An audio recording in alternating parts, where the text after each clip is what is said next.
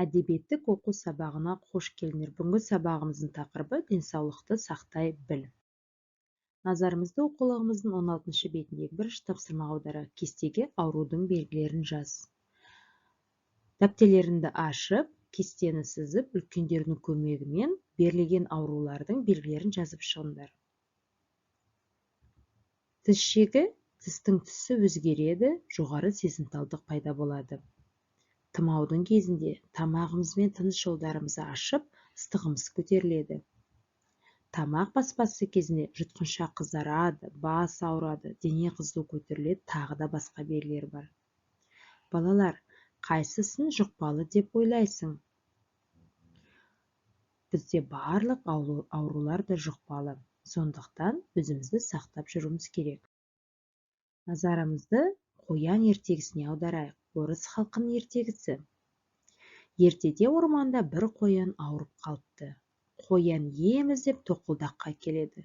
Тоқылдақ, мен сізді іздеп келдім, дейді қоян зорға сөйлеп.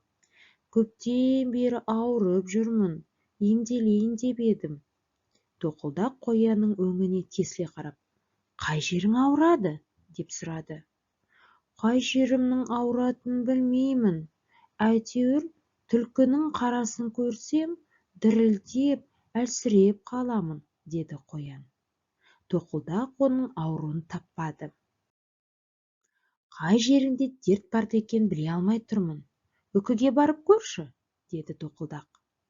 Қоян үкіге келді. Үкі көз әйнегін тағып алды да, қоянды қарай бастады. Мен бір нәрсеге таңғалып тұрмын, деді ол. Неге? Деді қоян үнін зорға шығарып. Өкпең де, ішек қарның да, бауырың да бәрі өз орнында. Бірақ бір мүшеңді таппай тұрмын. Жүрегің қайда кеткен? Білмеймін. Тоқтай тұр, тағы бір мұқият қарап көрейін, деді. Сөйтіп, қоянды бастан аяқ тыңдап көрді. Бір уақытта үкі. О, таптым, деді айғайлап. Қайта екен, деді қоян да дауыстап. Табаныңа түсіп кетіпті ғой, деді үкі. Енді қайттым, ем болмағанда кеңес беріңіз. Сен болар болмас нәрсеге қорқа берме, батыл бол. Осы сөзіме құлақ ассаң, жүрегің біртіндеп орнына келеді. Сонда қалтырағаның да басылады, деді үкі. Қоян үкінің берген кеңесін құп алды. Сондықтан болар осы күнге дейін аман есен жүр. Аударған Гүлбаршын Әзімбаева. Балалар, мәтінде дерт деген сөз бар. Бұл ауру деген мағынаны білдіреді. Құлақ ассаң, яғни тыңдасаң деген сөз. Құп алу, орындау деген мағынаны береді. Бұны сөздік дәптерлеріңе жазып жаттап алыңдар. Сонымен балалар, қоянға не болды? Ол ауырып қалды. Тоқылдаққа не үшін келді? Ем іздеп келді. Тоқылдақ дертін анықтай алды ма? Жоқ, анықтай алмады.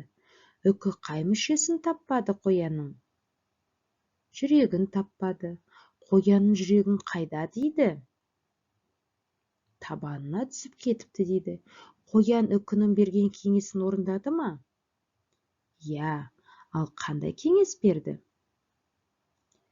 Үкі еш нәрседен қорықпауға кеңес берді. Дәл солай балалар, сендер де бастар істеріңді қорықпай бастап істеңдер дегені. Бұл ертегінің бізге берер тәрбиесі мол. Балалар, үйде өздерің 16-17 беттегі қоян ертегісін мазмұндауға дайындалыңдар. Ертегі мазмұнын рөлге бөліп айтуға дайын болыңдар. Назар салып тыңдағандарыңа рахмет.